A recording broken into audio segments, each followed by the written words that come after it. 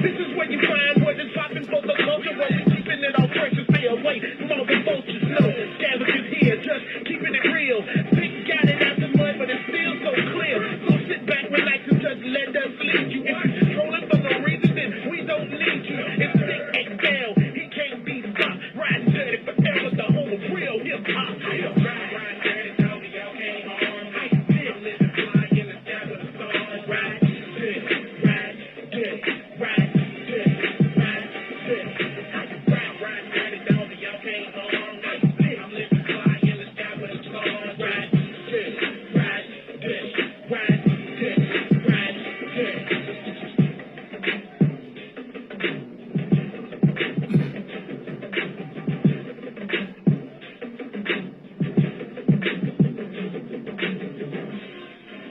What up, what up, what up, what up, what up, what up, what up? It's your boy, Big XL. This is the Ride Dirty Show where we bridge the gap between hip-hop and everyday life, man. One time for my guy Joe Kid, one time for my guy Elvis. What up, Stony Sky? One time for everybody on the check-in, man. We streaming live in about 30 minutes with some brand new music. But before we get into it, man, this is the Ride Dirty Show where we bridge the gap between hip-hop and everyday life. We give people an opportunity to speak their piece, speak their mind, tell their truth. This is the platform.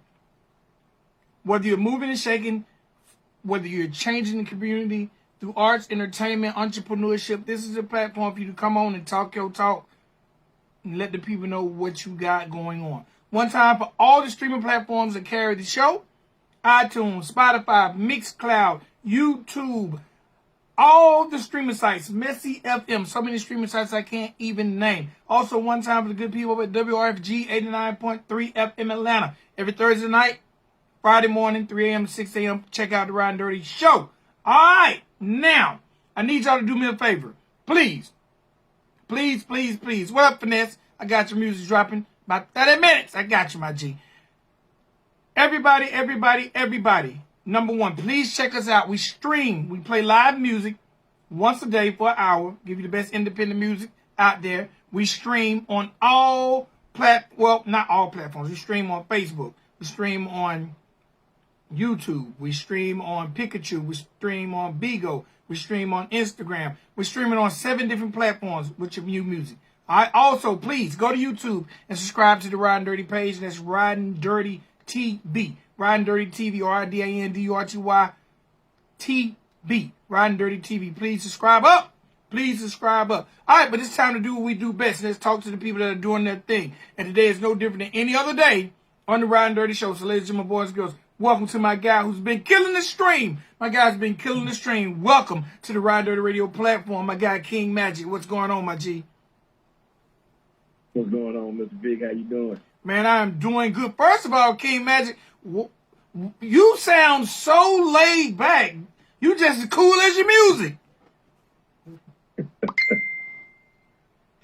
Oh, man, you got to stay cool. Even though these struggles hit you in everyday life, you still got to take it one day at a time. All right, man. The first thing I say is, man, thank you for coming on the platform. I'm very, very humbled to have you here and have an opportunity to finally talk to the person that makes this great music. Oh, most definitely, most definitely. You've been killing it for a minute. I remember my dad first put me on to you. Was like, I think it was like 2000, I want to say 16, I think. He was listening to you one morning, and I've been rocking ever since. No doubt, no doubt. All right, man, let's start it off by letting the world know where King Magjic is from. I'm originally from Greenville, Mississippi, and I graduated from Tupelo High School in Tupelo, Mississippi. Then I branched off and came to Atlanta, and I've been in Atlanta since 2007. Okay. All right, what was it like growing up in Mississippi, and when did you discover that you wanted to do music?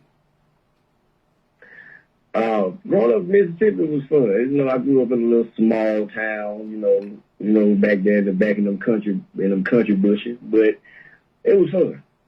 My music, I always loved music. I've been in love with music since I could remember. I think the first time I fell in love with music is, I want to say 96, when Tupac dropped All Eyes on Me. I want to say I was about 8 at that time, and my dad bought the CD, and I was riding with him listening to it, And I've been a fan of music ever since then. That's when I heard NWA, then Bone Thugs and Harmony, then the list goes on. But I've always been a fan of music, but I always wanted to rap, but I was nervous growing up. I didn't start doing music till I was like 17. And that's when I first did it. And then I said, you know what? I'm going to take it and see how far it goes. And I've been doing it ever since. All right, now, 17 years old, were you in ATL or were you still in Mississippi? I was still in Mississippi at the time. All right, now, how was it, or was it hard, or was it pretty easy to get your music career jumping in your area in Mississippi, because you said it was a small town? Yeah, in my area, yeah. It was hard because, like I said, around that time I wasn't actually recording. I was just doing a lot of writing. But I didn't really start recording until like 2008. And I linked up with this guy named Tate in Atlanta. And he gave me my first beat, and he recorded my first song that I ever did. And ever since then, when I started recording, I just fell in love with it. And I kept going from 2008 all the way to now. But the first like 3 years of me doing it, it was kind of like I was losing passion for it. And then I linked up with his name is Spider-Man 24. They call him True Scotchy. True Scotchy!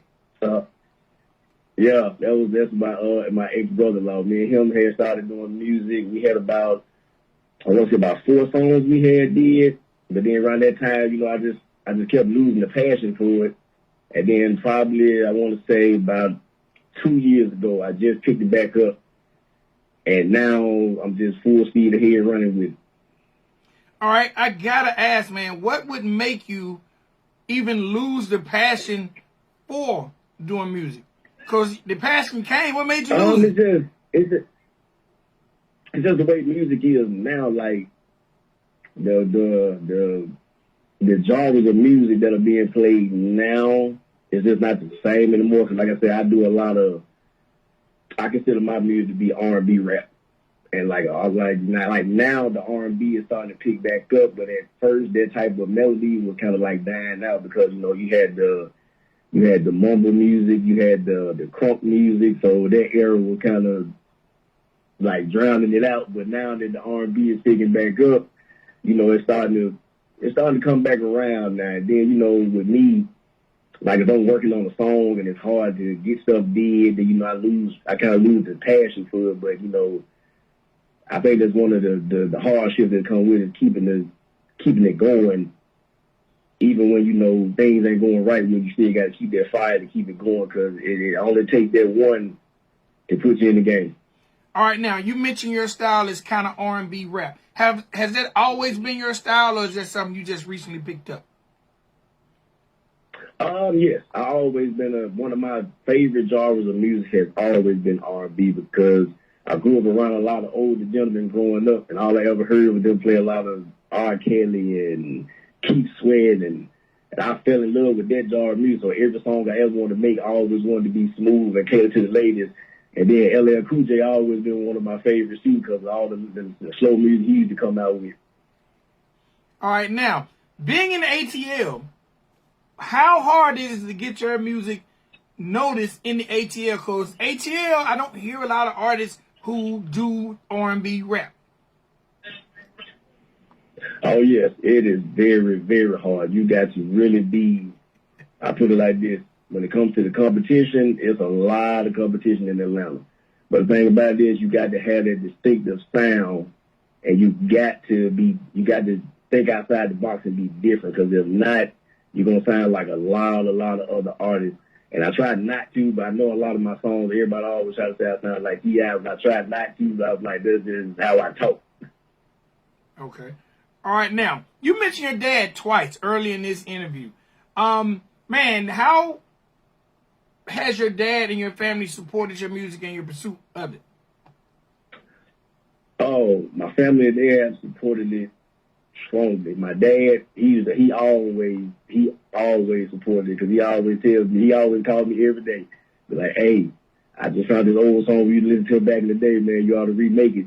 and smooth it out and make it for this type of generation of music. You know, he always give me ideas of different slow music or different R&B cuts that just go back and redo.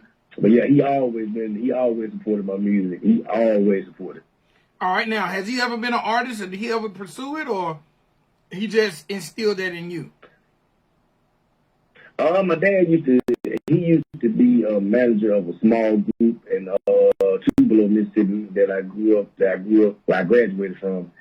And he do a lot of like security work for like artists and things like that. But no, he was never into the music, but he always when he found out I was good at it, he always pushed me to keep going.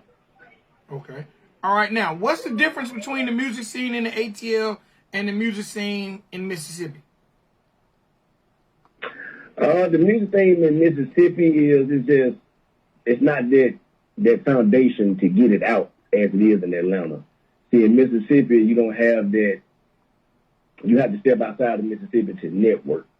You don't have the good foundation to get your music going or to get it out, or, you know, the networking clientele. So it's kind of hard to get it out unless you go outside of Mississippi to, you know, big name cities like Atlanta or California, New York, different places like that. All right. Do you get an opportunity to travel back and forth, like from Atlanta back to Mississippi, to let the people in Mississippi hear your music, or is it just pretty much all ATL now? It's all Atlanta. I haven't had a chance to go back yet, but this summer I am planning to go back to do a little concert back home where I graduated from high school at. Me and my dad and my cousin are working on that, so we're going to put that into play, and we're going to have a bunch of other artists. You know, I always try to do things to help out a lot of independent artists to get on. Mainstream already got there, so it's the independent artists that we try to, you know, bring to the light, because a lot of people that got talent, they just can't get it out there the way they want to. All right. Now, I noticed, like, I love your joint chemistry. I love Sexual Desire. And I noticed on both those records you work with a female artist. Let the world know who that artist is and how did y'all link up? All right. The female artist, her name is Janae. And on her Instagram is @NotYourAverageChick. I linked up with her because that was my brother's girlfriend. And she came to visit him, and I heard her sing. And I was like, okay, I need to hear some more. And then so I used to catch her off guard when she thought I went around, and she was so good at singing. I said, oh yeah, man, you got to drop some music. She was like, I done did a few songs, and then I heard one of her actual recorded songs. Oh man, it was off the chain. I said, yeah, I got to put on some songs. And what did you say her Instagram was? Not Your Average Chick. All right, is she pursuing the music, or is she just rocking with you? She's pursuing it now. She's back. You know, she's in college right now.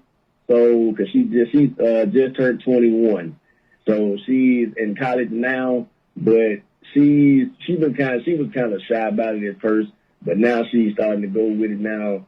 I always told her voice was good, but now that she sees with chemistry that everybody loves her voice, now she's pursuing it. All right, is she still your brother's girlfriend? Oh yeah. Okay, I'm just making sure that the music ain't torn apart. Oh no, they still rocking. Okay, no doubt. All right, man. I was strolling down your Instagram, man. You have this cover that is amazing. This artwork, this graphic is amazing. I want to talk a little bit about Lion God. Tell me a little bit about Lion God. Lion God, that was a phrase that I came up with. Like every time I was always going through something, I always used to say that, because that means, you know, Lion God stands for strength of God. So every time that, you know, I see people, I always want to let them know that their strength comes from, you know, it don't matter what you're going through, you can always find strength through God to pull you through your situation. It's always going to seem bad, it's always going to seem rough, but you got to go through the rain for the rainbow come out.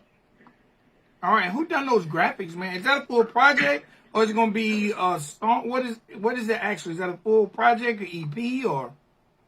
Yes. Lion God is going to be my first ever album that I ever put out, because I've dropped maybe, I want to say, I've done 5 mixtapes, so this is going to be my first ever album.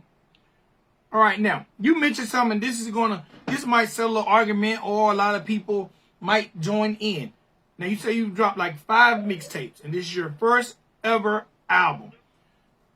Tell me the difference from your perspective as an artist in a mixtape and an album. What will people get different from a King Magjic mixtape than listening to a King Magjic album?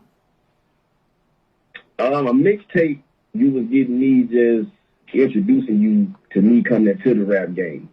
But now that I've been here for a while and I've got it down packed and I went through my bumps and bruises to get here, my album, you're going to hear where I came from to where I am now and how I got in the position that I am to get my full life story through my first album that you got through a mixtape. Okay. All right. Now, let's take us on a walk on those 5 mixtapes. Give us the order of those 5 mixtapes and how people can actually find them. Okay. I got Daydream to Reality 1, and you can find it on Dat Piff, my mixtapes, and live mixtapes. But Daydream to Reality 1 was a concept that I came up with because I used to always fantasize about being a musician or being an artist and recording music. So I was like, you know what? Stop daydreaming and turn your music into reality. So my Daydream to Reality series was 1 through 3. The first one, I recorded the first 2 in Mississippi. And that was when I was visiting my mom. She had got sick at one point, and I went home to check on her. I was down there for a while, and I recorded my first 2 mixtapes at her house. And ever since then, the Daydream to Reality series, it was slow pacing at first, but then when I dropped Daydream to Reality 3, a lot of people was rocking with it, and I recorded that here in Atlanta. But in between the mixtape series, I had Sip Atlanta as well. And on Sip Atlanta, I was taking a bunch of artists from Mississippi and Atlanta that was local, and I was putting them together on the mixtape to give a variety of different artists from where I'm from and the different local artists from where I am now. And I started with Sip Atlanta 1. I had a good turnout. Sip Atlanta 2 was a definitely good turnout. And then I came with Sip Atlanta 3, and it's been going even more and more every mixtape. Then that's when I dropped Daydream to Reality 3. And now we are on the stages of doing Sip Atlanta 4 Southern Love. And I'm trying to get all the Southern artists, like country artists, R&B artists, on one mixtape to show a versatile of different music and genres in one mixtape. All right. Now, when you say Sip Atlanta, how hard is it getting you to get the album, getting the artists to participate in this mixtape? At first, it was definitely hard because, sometimes the people don't see it as a mainstream project. They don't really rock with it. But as I kept going with it and going with it and going with it, now it's getting kind of easier for more people to attach to it. I guess I had to show them that, I was that type of artist. But I guess when you're branding yourself, you got to show people what you got before they can just tag along or come along to say, okay, I want to be down with this project. All right, now, the name King Magjic. I ain't gonna lie, bro. When I first heard the name King Magjic, the first thing came to my mind was a stripper. I was thinking about what's the movie? I can't think of the movie, man. It was about the male strippers. I ain't watch it. My wife told me about it, but Yep, I know exactly what you're talking about. Cause my wife watched it 24/7. It's Chocolate City. Yeah, but I ain't watch it. But it just made me, the name King Magjic made me think about that movie, man. How'd you come about the name King Magjic, and how'd you come about that unique spelling? When I first came up with Magjic, like my dad and my cousin, they used to always say, since I was a kid, I could basically hustle anything. I could take something and make it out of nothing. And I used to always make it just go like magic. They was like, man, they were like, I was real smart growing up. I could hustle real good and all that stuff. Now I've inherited and I've increased it to make it even more better. So the Magjic name came up because I was a good hustler at just moving stuff and just selling things or just making people buy something that they didn't want. So that's how Magjic came up. Then, my dad used to always tell us, growing up that, you know, God never made us, he never made us average. He made us great. And we come from a king. So I used to always say, you know, I come from God, so I'm a king. So that's where king came from. So I just put it together one day. I was sitting up and I was writing it. And I said, you know what? I'm going to call myself King Magic. Okay. All right. All right. Now, you mentioned your wife. And then when I did No, go ahead. with the spelling of it, Yeah. so many people was spelling magic the regular way. So I said, you know what? Let me add a J or something different into it to make it unique and stand out from every other magic. All right. Now, at this point in the game, man, being an independent artist is very, very, very, very exasperating. It's a lot of hard work. It's tiring. It makes you want to quit. What has been some of the most valuable lessons you've learned as an independent artist? The most lessons I've learned is learning the business of it, the registering, the getting your music on BMI, ASCAP, different companies, and just getting the music basically registered, and just learning the business of how it takes to promote it and what it takes to record and actually engineer, and just all the fundamentals that I didn't know when I first started. Now I know these things about the registering the songs and licensing the music and even sync licensing for music and TV shows. When I first started, I knew nothing about none of it. But now, the best thing I've learned now is to learn the business side before you jump head in first without knowing it. Okay, definitely, no doubt, no doubt. Now, at this point in your career, what would you say has been your most prized accomplishment? My most prized accomplishment is that I've got a chance to help a lot of artists that didn't know they had the talent, showcase their talents through my mixtapes. And I've got to link up with different wonderful people like you and other radio stations that actually, like, now my music, I feel like it's been appreciated now. So that's one of the major assets that came with now that I got my music where I wanted to be now, and I've linked up with so many amazing, great people. Okay, no doubt, no doubt. All right, now, what's next for King Magic? Oh, the next thing for King Magic now, everyone will be hearing my music this year on a lot of major movies and TV shows and independent films. And my next move now is that I've been transitioning over to do, I'm starting now with independent movies. I got my first movie audition, my first serious one, coming up in July 16th. I'm going to be auditioning for a little indie role in a movie, and I'm just trying to get my hands in everything. Like, I have my own video game company now. I create video games, so I want my hands in everything. Oh, you mentioned video games. I'm glad you said that. I don't want to leave without asking you about King City Run. Tell us about that video game. Oh, King City Run was a game similar to Subway Surfing, but I always wanted to create games based off my children.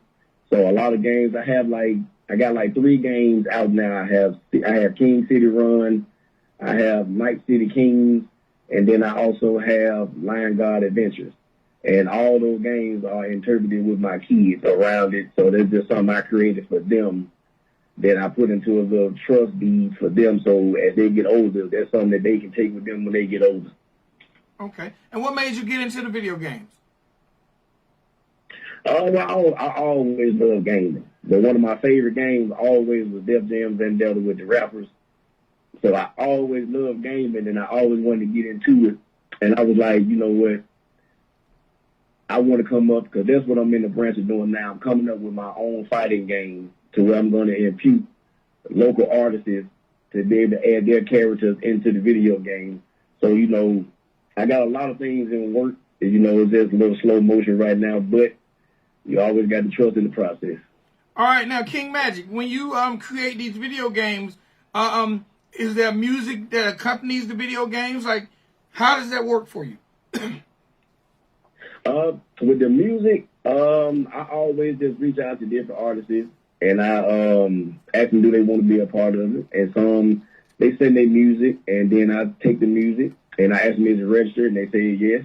And then we run it, and I have to run it through my team, my development team, and they handle all of that as far as making sure like if the music gets on the game, that everyone gets paid for it every time somebody plays the game. So we always want to make sure that all artists get money from what they're doing and show that you get a chance to get paid and showcase your music when people play the game. No doubt, man. That's dope. That's dope. Is King Magjic music in those games also? Yes, in King City Run, me and Janae have a song called Fiendin'. That's one of the main popular songs in the game. Okay. All right. Now, bro, I gotta ask, what do I gotta do? I want a character in the game.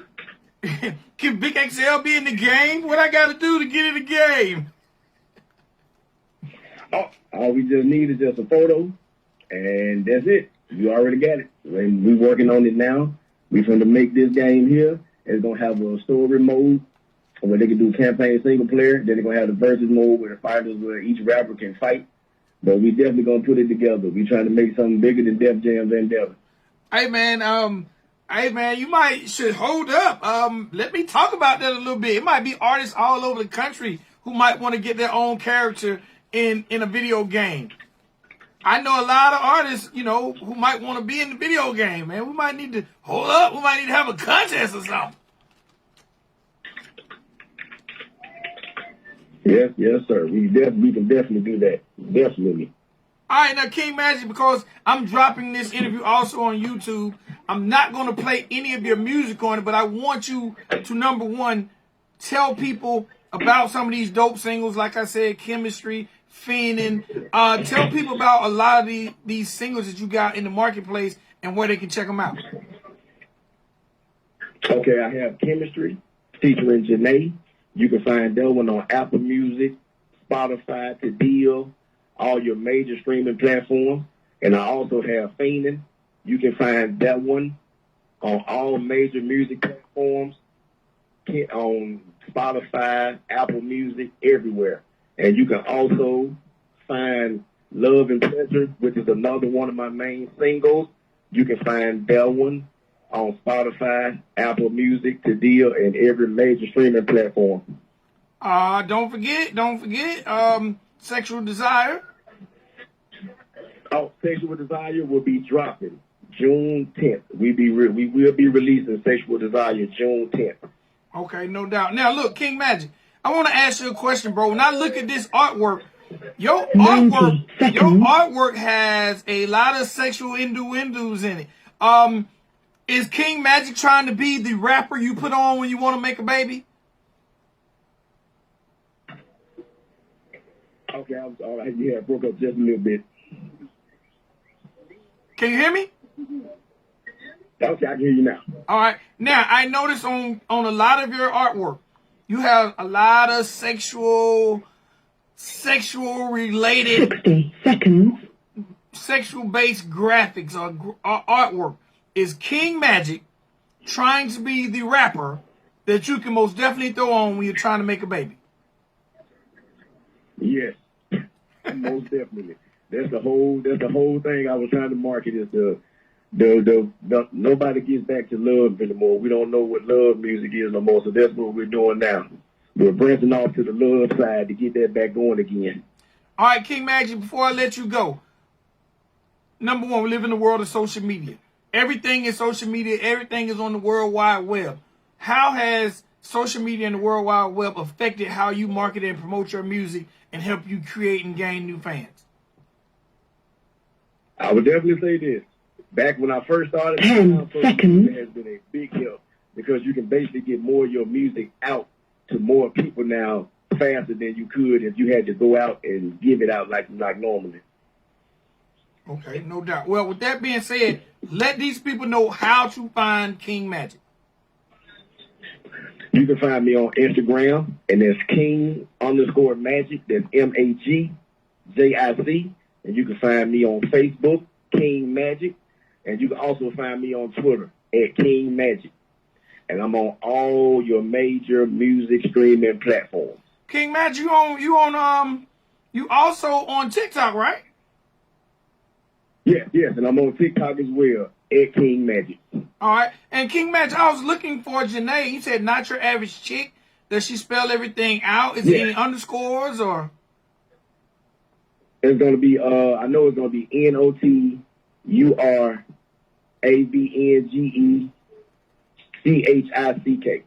All right. King Magic, it's been an honor and a pleasure, my guy. I'm finna jump into my stream in about 30, 40 minutes, and I'm gonna drop about 3 of them things for you, my G.